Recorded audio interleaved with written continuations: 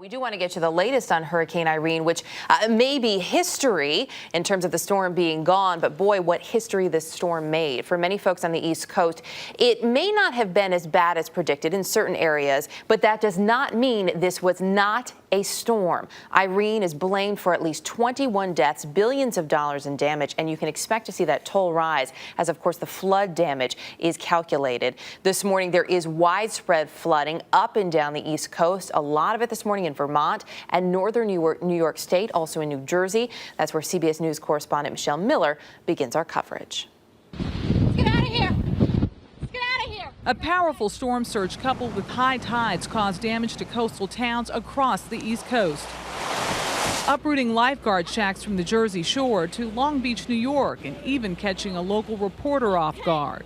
Oh my God!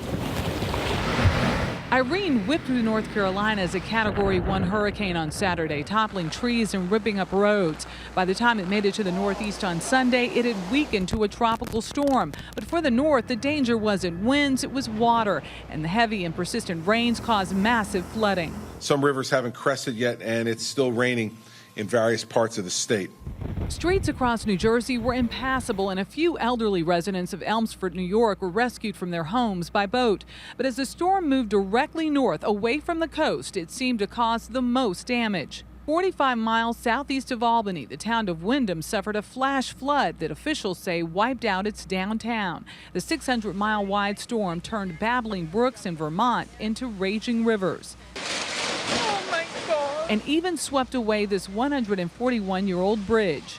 The president warned it might only be the beginning. Many Americans are still at serious risk of power outages and flooding, which could get worse in the coming days as rivers swell past their banks. So I want people to understand that this is not over. As some brace for the potential for more flooding, those in areas that are safe and sound were making the best of the situation and trying to maintain a sunny outlook. There's a lot of beautiful summer left. Just because a hurricane comes through doesn't mean the summer's over.